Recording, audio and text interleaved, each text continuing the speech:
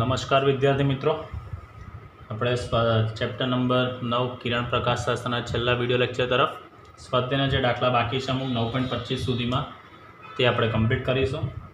તો તમને એવું કીધેલું છે સ્વાધ્યાય 9.10માં સંપાત થતી એટલે સ્વાધ્યાયના 9.10 આપણે જોઈ ગયા છે. મુખ્ય અક્ષ પર બે લેન્સ વચ્ચેનું અંતર તમને આપેલું છે 8 સેન્ટીમીટર, એટલે બે લેન્સ વચ્ચેનું અંતર d date is equal two આપેલું છે મિત્રો, આપણને 8 સેન્ટીમીટર આપેલું છે. તો સંયોજનની અસરકારક કેન્દ્રલંબાઈ શોધો. બરાબર છે. F1 date is equal two તમને એ દાખલાની અંદર 30 સેન્ટીમીટર હતું. F2 date is equal two તમને -20 સેન્ટીમીટર હતું. બરાબર.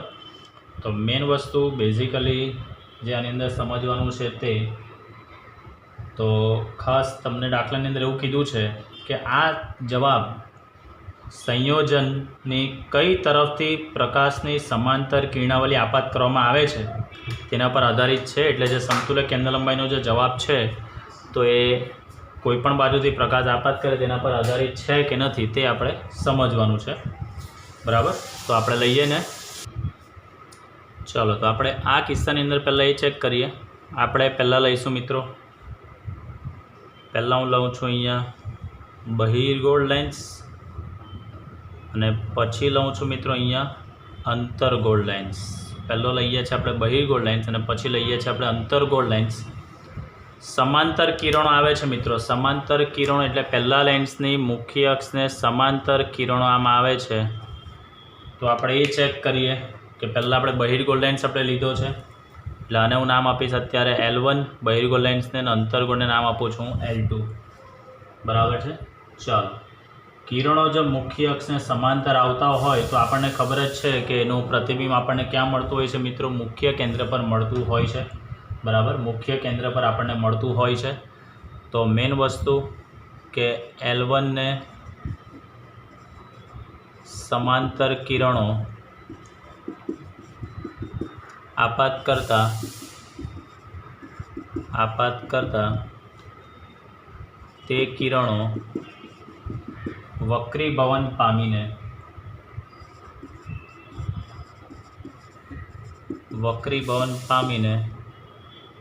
મુખ્ય કેન્દ્ર F પર કેન્દ્રિત થાય છે. હવે મુખ્ય કેન્દ્ર F પર કેન્દ્રિત થાય એટલે આની કેન્દ્ર લંબાઈ જેટલા અંતરે ભેગા થશે. કેન્દ્ર લંબાઈ જે છે એની કેટલી છે મિત્રો? 30 સેન્ટીમીટર. હવે બે લેન્સ વચ્ચેનું અંતર 8 સેન્ટીમીટર છે એટલે કિરણો અહીંયા ભેગા થશે, આપણે એવું કહી શકીએ. બરાબર. આ બીજા લેન્સ એટલે અહીંયાથી આ પહેલા લેન્સનો ઓપ્ટિકલ સેન્ટરથી 30 સેન્ટીમીટર અંતરે કિરણો ભેગા થશે. એટલે આપણે એવું લખી શકીએ કે લેન્સ L1 માટે પ્રતિબિંબ અંતર V1 ઇઝ ઇક્વલ ટુ શું મળશે આપણને? 30 સેન્ટીમીટર. બરાબર. ચાલો, તો હવે એ પ્રતિબિંબ બીજા લેન્સ માટે શું બનશે? વસ્તુ તરીકે વર્તે.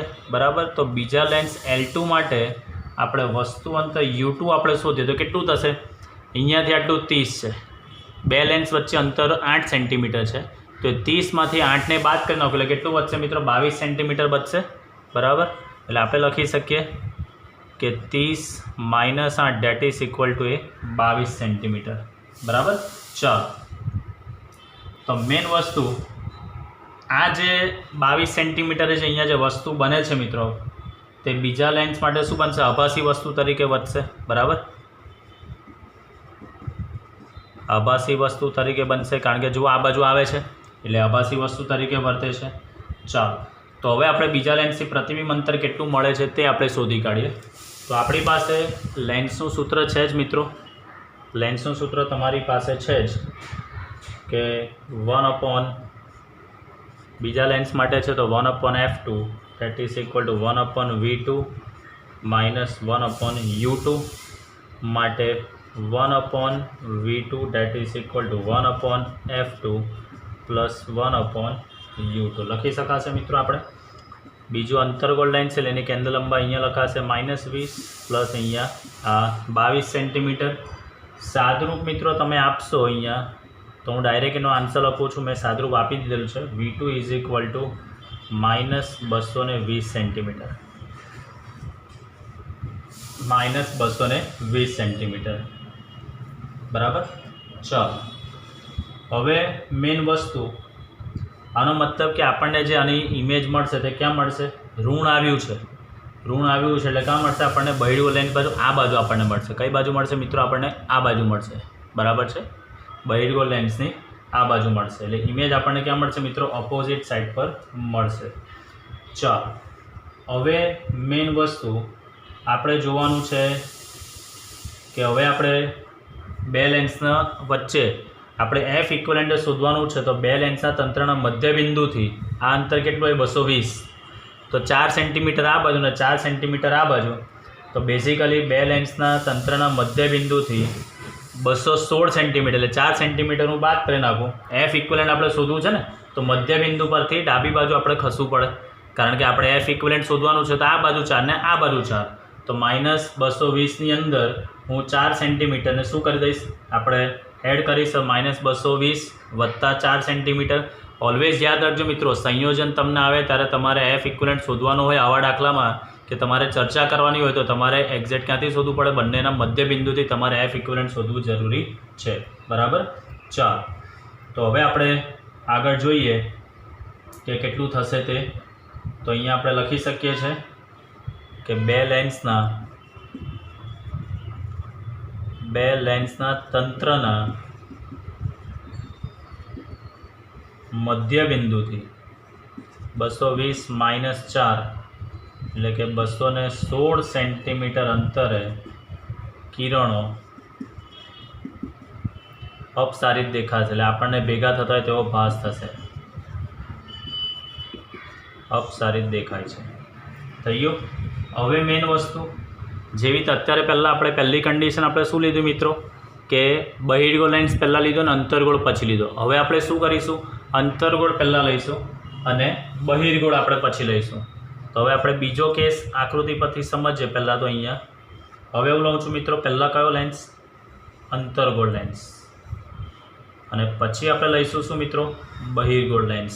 હવે આપણો લેન્સ જે છે આને જ આપણે કામ કરીશું. હવે આને આપણે L1 કીધેલો છે, તો આને આપણે L1 નામ આપીશું, આને L2, કારણ કે આપણે જુઓ અંતર્ગોળને L2 કીધેલો છે એટલે. ચલો, હવે આપણે સમાંતર કિરણો આપાત કરીએ.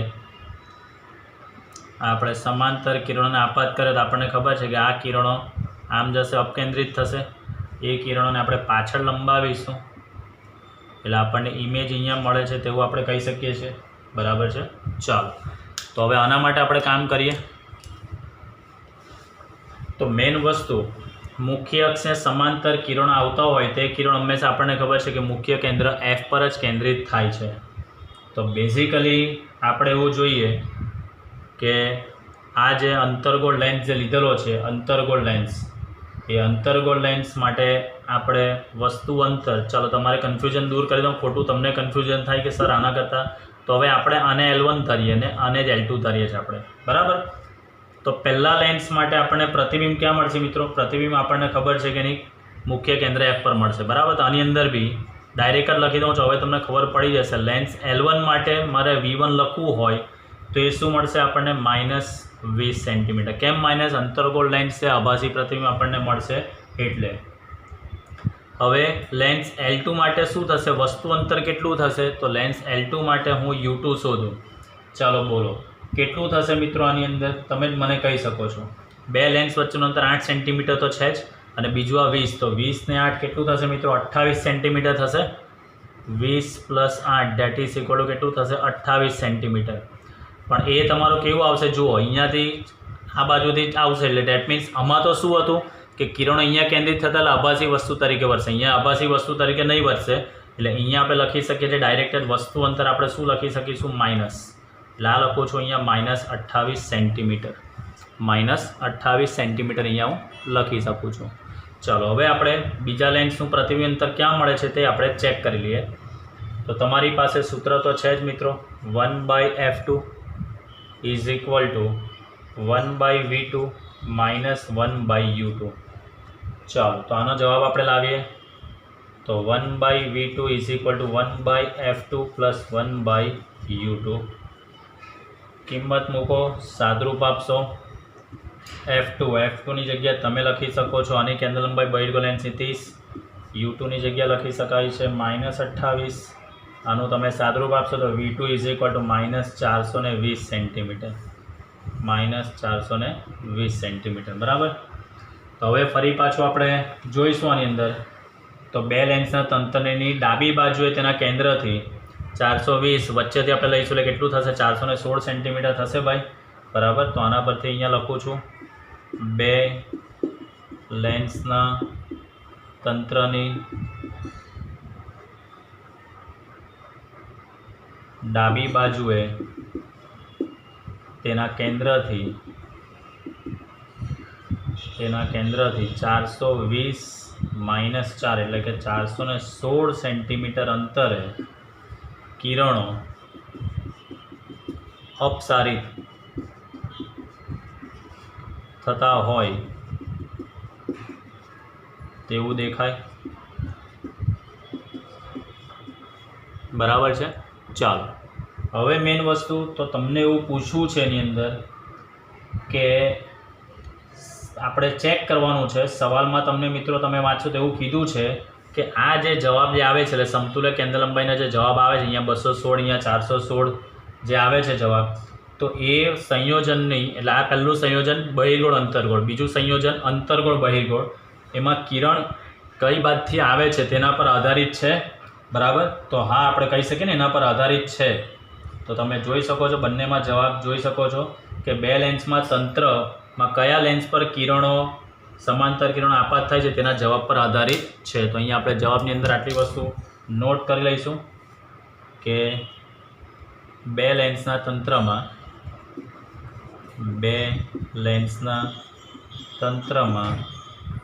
કયા લેન્સ પર સમાંતર કિરણો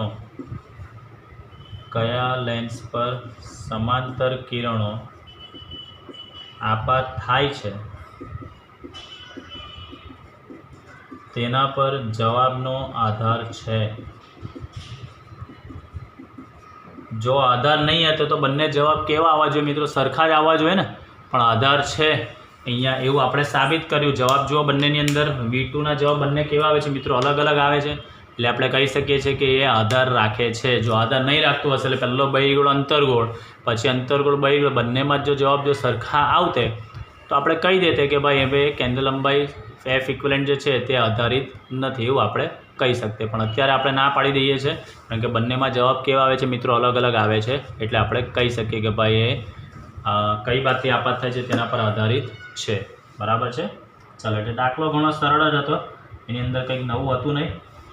હવે આની અંદર જ આપણે આગળ જોવાનું છે. એનો બી પાર્ટ છે તે આપણે જોઈશું. ચલો બી પાર્ટ જોઈશું. તો એવું કીધેલું છે હવે 1.5 સેન્ટીમીટર ઊંચાઈની વસ્તુ છે. એટલે વસ્તુ ઊંચાઈ h મિત્રો તમને આપેલી છે 1.5 સેન્ટીમીટર ઊંચાઈની વસ્તુ છે. એ વસ્તુને બહિર્ગોળ લેન્સ તરફ એટલે આપણે પહેલું કોમ્બિનેશન જે લીધેલું તે બહિર્ગોળ લેન્સ તરફ 40 સેન્ટીમીટર અંતર મૂકીએ છીએ. તો પહેલાં આપણે બહિર્ગોળ લેન્સ માટે આપણે કામ કરવાનું છે. તો અહીંયા લખીએ છીએ આપણે બહિર્ગોળ લેન્સ માટે. તો બહિર્ગોળ લેન્સ માટે વસ્તુ અંતર u ઇક્વલ ટુ -40 સેન્ટીમીટર થશે.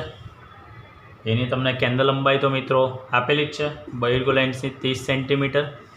તો પહેલાં તો આનો આપણે મોટવણી શોધવાની છે, પણ આની મોટવણી શોધવા માટે પહેલાં આનું પ્રતિબિંબ અંતર શોધવું પડે. તો આપણી પાસે લેન્સનું સૂત્ર છે બહિર્ગોળ લેન્સ માટે 1/f1 = 1/v1 - 1/u1. તો આના પરથી 1/v1 = 1/f1 + 1/u1 માટે 1/f1ની જગ્યાએ 30, u1ની જગ્યાએ -40 આપણે મૂક્યું છે એટલે પ્લસ માઇનસ કરી દીધું. એટલે આનું તમે સાદુરૂપ આપશો તો v1 બરાબર મિત્રો જવાબ આવે છે 120 સેન્ટીમીટર. v1 બરાબર જવાબ આવે છે 120 સેન્ટીમીટર. ચાલો તો પ્રથમ બહિર્ગોળ લેન્સને લીધે આપણને જે મળતી મોટવણી છે તેને આપણે નામ આપીએ m1 = v1/u1 આપણે લખીએ. અહીંયા u1 કહી દઈએ અને f1 કહી દઈએ. તો v1 = શું આવે 120, u1 કેટલું છે મિત્રો 40. અહીંયા માનાંકના સંદર્ભમાં લખીશું એટલે આપણે તો મોટવણી શોધવાની છે અને મૂલ્ય એટલે 3. હવે મેઇન વસ્તુ યાદ કરો, આપણે બીજો લેન્સ પાછળ કયો છે અંતર્ગોળ છે.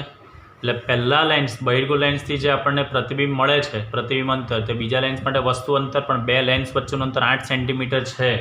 એ તમને આઈ થિંક ધ્યાન છે.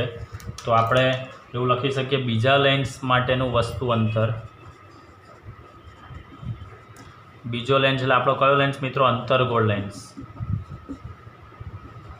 તો બીજા લેન્સ માટે હવે આપણું વસ્તુ અંતર થશે U2 ઇઝ ઇક્વલ ટુ આ 120, એમાંથી 8 સેન્ટીમીટરને આપણે બાદ કરીશું એટલે કેટલું આવશે? 112 સેન્ટીમીટર. આભાસી વસ્તુ બનશે ને મિત્રો. કોમ્બિનેશનમાં જોજો, ફરી પાછું આગળની આકૃતિ યાદ કરજો. પહેલો બહિર્ગોળ, અંતર્ગોળની બે આ બાજુ મળે છે એટલે આપણું અહીંયા આભાસી વસ્તુ તરીકે વધશે. બરાબર, અહીંયા ધન આવ્યું છે એનો મતલબ કે આપણે આને શું ગણીશું મિત્રો?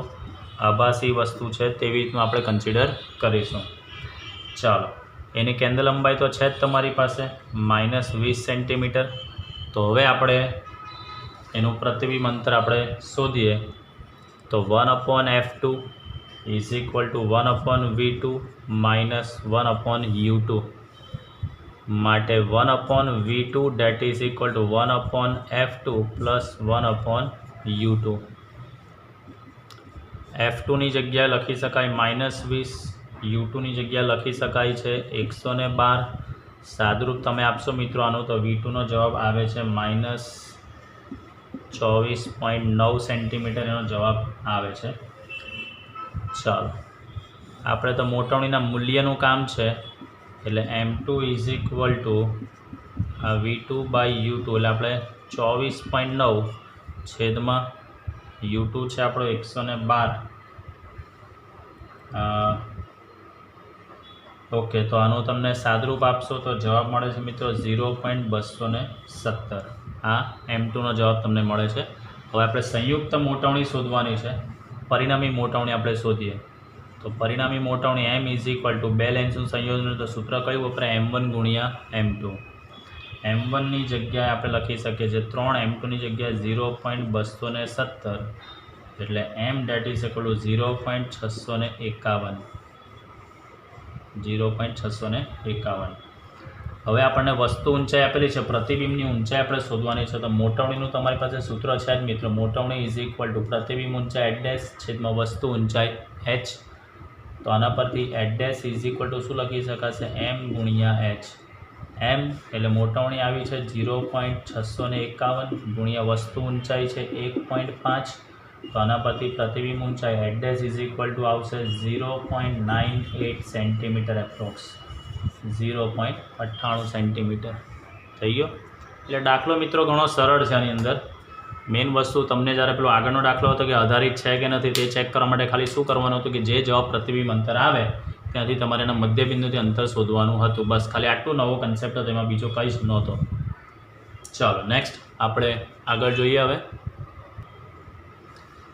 ચાલો નેક્સ્ટ એના પછીનો જે દાખલો આપેલો છે તે આકૃતિ તમને આપી દીધેલી છે. એની અંદર તો આપણે જોઈએ 60° વક્રતાકારક કોણ ધરાવતો પ્રિઝમની સપાટી પર કેટલા લઘુત્તમ આપાત કોણ, એટલે આપાત કોણ આ આપણે શોધવાનો છે.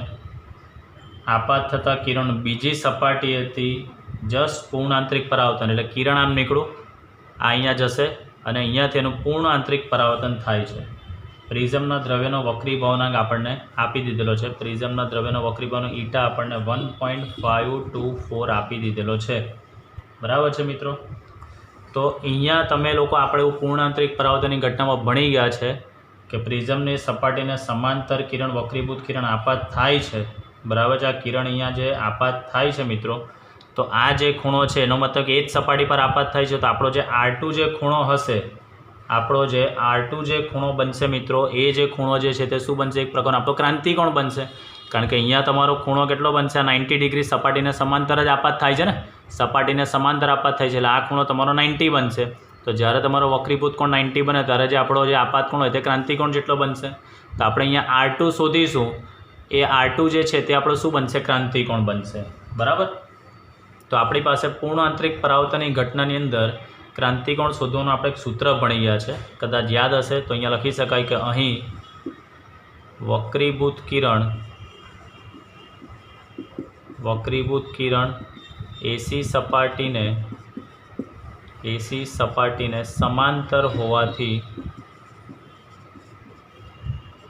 R2 is equal two C is equal two શું બનશે? આપણો ક્રાંતિકોણ થશે. ચાલો તો આપણે અહીંયા ક્રાંતિકોણ શોધવા માટે પૂર્ણ આંતરિક પરાવર્તનની ઘટનામાં સૂત્ર છે, યાદ કરો, sine C is equal to 1/η. આવું સૂત્ર મિત્રો યાદ કરો, તમે ભણી જ ગયા છો. તો માટે sine C is equal to 1/η જગ્યાએ 1.524. તો માટે sine C that is equal to 0.6542. 0.6542. તો આના પરથી તમે સી શોધશો મિત્રો, તો સીનો જવાબ એપ્રોક્સ આવે છે આપણો 41°. સી 41° એટલે આપણો R2 કેટલો આવશે મિત્રો? એ પણ આપણો 41° કહેવાશે, કારણ કે C that is equal two શું છે? આપણો R2 છે. હવે એના પરથી મને R1 મળે. કેમ?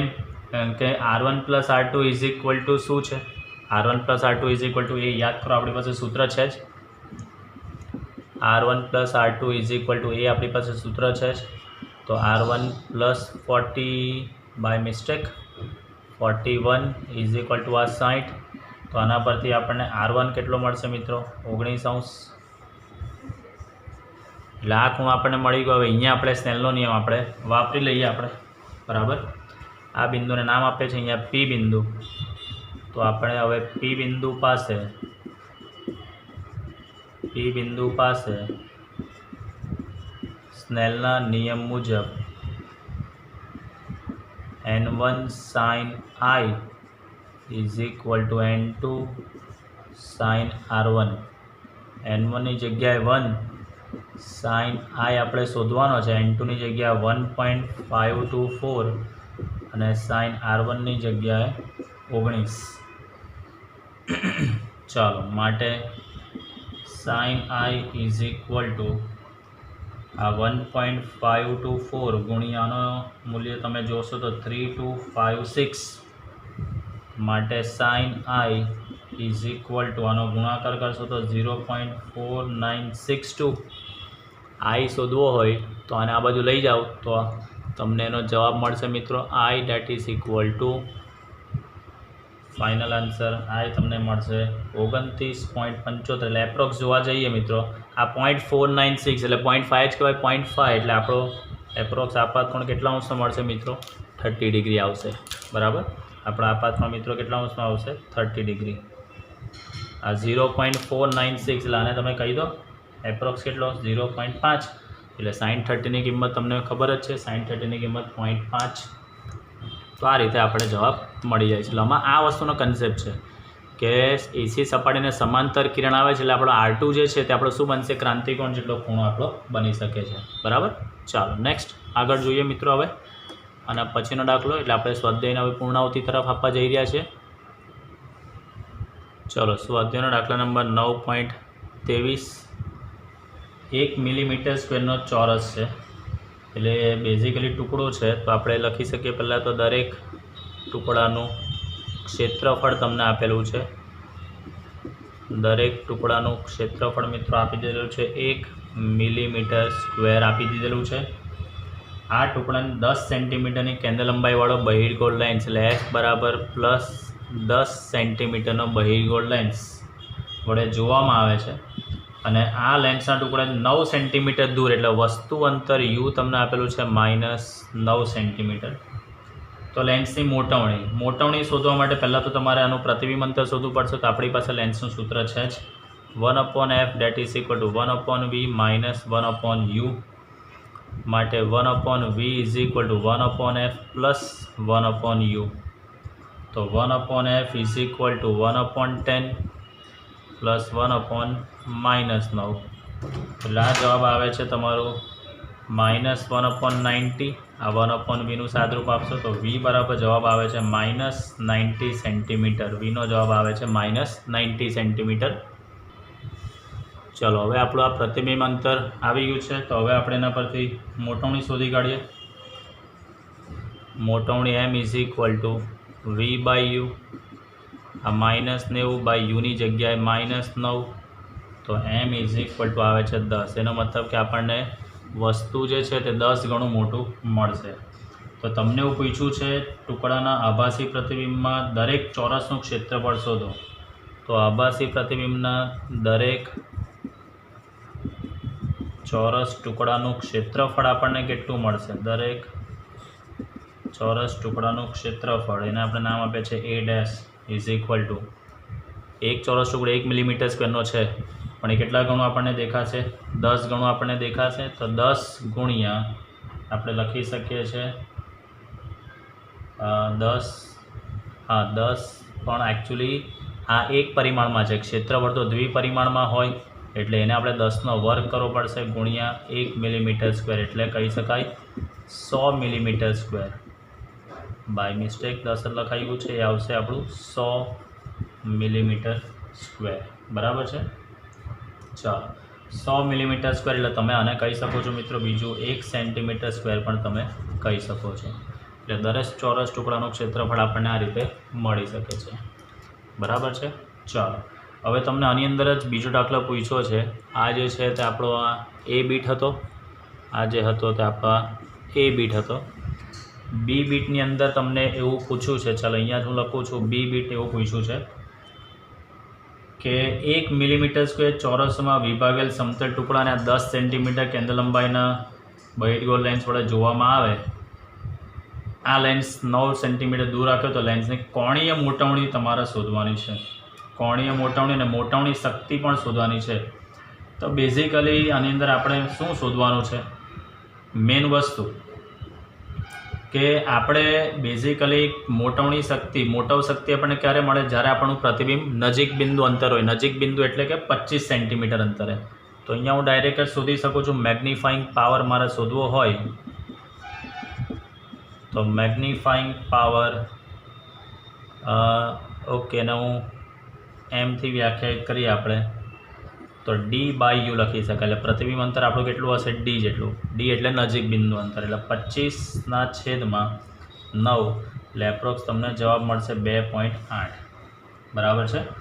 ચાલો, હવે આની અંદર એ છે કે તમને ત્રીજો સવાલ એવો પૂછ્યો છે, C બીટ તમને એવું પૂછ્યું છે આની અંદર કે શું તમને પહેલા કિસ્સામાં મળેલી મોટવણી અને બીજા કિસ્સામાં મળેલી મોટવ શક્તિ સમાન છે? તો તમે જોઈ શકો છો સમાન નથી. કેમ? તો લેન્સની મોટવણી અને પ્રકાશીય ઉપકરણની મોટવણી એ બંને કેવી છે? અલગ અલગ વસ્તુ છે. આ લેન્સની મોટવણી છે ને આ જે છે તે આખું પ્રકાશીય ઉપકરણ છે. આખું પ્રકાશીય ઉપકરણ માટેની મોટવ શક્તિ બને. તો અહીંયા લખી શકાય ના લેન્સની મોટવણી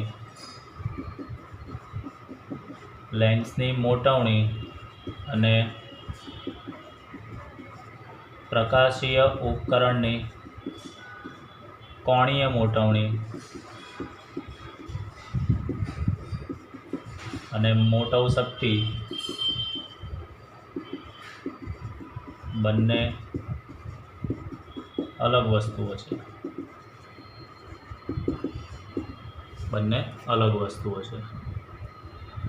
એટલે કહેવાનો કન્સેપ્ટ મિત્રો 3 દાખલાને આપણે એકની અંદર જ સમાવી લીધેલા છે. અહીંયા તમને મેગ્નિફાઈંગ પાવર જે પૂછ્યો છે, મોટવ શક્તિ જે છે તે હંમેશા તમને શેની મળે મિત્રો? આખા તો કે કહેવાનો કન્સેપ્ટ પ્રકાશી ઉપકરણની હોય. એટલે આપણને મોટવ શક્તિ વધારે ક્યારે મળે? જ્યારે હંમેશા પ્રતિબિંબ આપણે નજીક બિંદુ અંતરે મળતું હોય છે તે કિસ્સામાં આપણને મળતું હોય છે. બરાબર. ચાલો, નેક્સ્ટ આગળ જોઈએ આપણે 9.24. ચલો, 9.23માં સમતલમાંની જે આકૃતિ જે છે, આકૃતિથી લેન્સને કેટલા અંતરે રાખવો જોઈએ? એટલે આપણે U શોધવાનું છે કે જેથી આપણને મહત્તમ શક્ય મોટવ શક્તિ સાથે ચોરસો દેખાય. મહત્તમ મોટવ શક્તિ તમને ક્યારે મળે? જ્યારે તમારું પ્રતિબિંબ નજીક બિંદુ અંતરે મળે. તો અહીંયા ખાસ આ શરત લખી દેવાની ખાસ તો કે જ્યારે પ્રતિબિંબ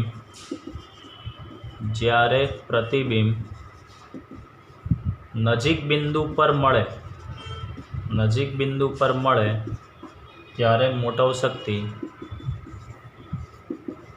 ત્યારે આપણને મોટવ શક્તિ મહત્તમ મળે. બરાબર છે. એનો મતલબ કે પ્રતિબિંબ અંતર V બરાબર આપણે શું લખીશું મિત્રો? -25 centimetre. F date is equal two 10 centimetre. U આપણે શોધવાનું રહેશે. બરાબર. ચાલો, તો આપણી પાસે લેન્સનું સૂત્ર છે જ 1/f is equal two 1/v minus 1/u. તો આને અંદર આપણે કિંમતો મૂકીએ તો 1/u is equal two 1/v minus 1/f. વીની જગ્યાએ -25 -1/10. સાદરૂપ મિત્રો તમે આપશો તો u ઇઝ ઇક્વલ ટુ તમને જવાબ મળશે -7.14 સેન્ટીમીટર. આનો મતલબ કે વસ્તુને લેન્સને ચોરસોથી 7.14 સેન્ટીમીટર અંતરે તમારે રાખવો જોઈએ. તો અહીંયા લખી શકાય, લખવું હોય તો કે ચોરસોથી 7.14 સેન્ટીમીટર દૂર લેન્સને રાખવો જોઈએ. ચાલો, આ કિસ્સામાં તમને મોટવણી કેટલી મળશે? તો આ કિસ્સામાં આપણને મોટવણી m date is equal two સૂત્ર છે v/u. બરાબર. v આપણને મળે છે 25, u તમને મળ્યો કેટલો મિત્રો? 7.14. તો એપ્રોક્સ તમને જવાબ મળે છે 3.5 જેટલો તમને જવાબ મળશે. બરાબર. ચાલો, શું મોટવણી અને મોટાવ શક્તિ આ કિસ્સામાં સમાન છે? તો તમે જોઈ શકો છો કે બેઝિકલી આની અંદર આપણે પહેલાં તો મોટાવ શક્તિ આપણે શોધીએ એટલે મેગ્નિફાઈંગ પાવર. મોટાવ શક્તિ એટલે શું કે મિત્રો? Magnifying power is equal two સૂત્ર શું છે આપણી પાસે? d/u. ચલો, એ તમને કેટલો મળે છે મિત્રો? આ d એટલે આપણું 25 અને u એટલે એ તમારું એપ્રોક્સ હતું કેટલું? 7.14. એટલે એ તમને જવાબ મળે છે મિત્રો. આનો બી કેટલો? 3.5. તો મોટવણી પણ 3.5 મળે છે અને મેગ્નિફાઈંગ પાવર પણ છે. મેગ્નિફાઈંગ પાવર હંમેશા તમને મેં આગળ બી કીધું કે જ્યારે પણ તમને પ્રતિબિંબ કાં હોય મિત્રો નજીક બિંદુ અંતર હોય ત્યારે તમને મેગ્નિફાઈંગ પાવર તમને મેક્સિમમ મળતો હોય છે. તો આપણે અહીંયા મેઇન વસ્તુ આ કિસ્સામાં લખી શકાય કે ભાઈ હા, અહીંયા મેગ્નિફાઈંગ પાવર એ આપણને મોટવણીના મૂલ્ય જેટલું મળે છે. મોટવણીના મૂલ્ય જેટલું આપણને મળે છે. એની પણ રીઝન તો અહીંયા લખી દેવાનું કાકે એટલે કારણ કે જે પ્રતિબિંબ જે છે એ પ્રતિબિંબ આપણને ક્યાં મળે છે મિત્રો? નજીક બિંદુ અંતરે. પ્રતિબિંબ નજીક બિંદુ અંતરે મળે છે. બરાબર. એટલે દાખલામાં મિત્રો એવું કંઈક નવું હતું નહીં. એટલે ખાલી તમને જે પૂછ્યું છે અહીંયા તમને જે સવાલમાં પહેલો સવાલ જે પૂછ્યો છે મહત્તમ શક્ય મોટાવ શક્તિ. તો મહત્તમ શક્ય મોટાવ તમને ત્યારે જ મળે કે જ્યારે તમારું પ્રતિબિંબ ક્યાં મળે? નજીક બિંદુ અંતરે તમને મળતું હોય છે. બરાબર.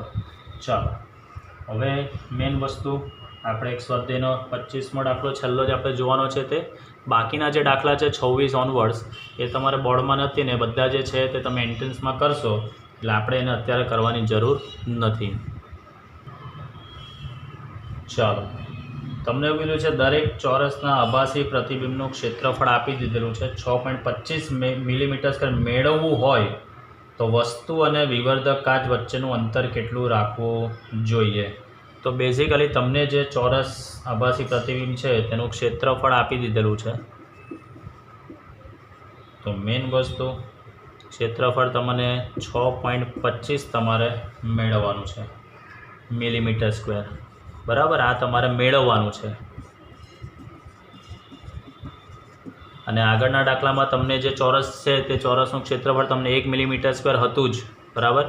એટલે બેઝિકલી આપેલ ક્ષેત્રફળ ચોરસનું આપેલ ક્ષેત્રફળ એ આપેલ ક્ષેત્રફળ આગળના દાખલામાં હતું જ આપણે કેટલું? 1 મિલીમીટર સ્ક્વેર. તો આના પરથી તમને ક્ષેત્રીય મોટવણી મળી શકે અને એનું તમે વર્ગમૂળ લઈ લો એટલે તમને રેખીય મોટવણી મળે. તો પહેલાં તો ક્ષેત્રીય મોટવણી એટલે શું? પ્રતિબિંબનું ક્ષેત્રફળ એટલે 6.25/1 એટલે આ 6.25 ક્ષેત્રીય મોટવણી થશે.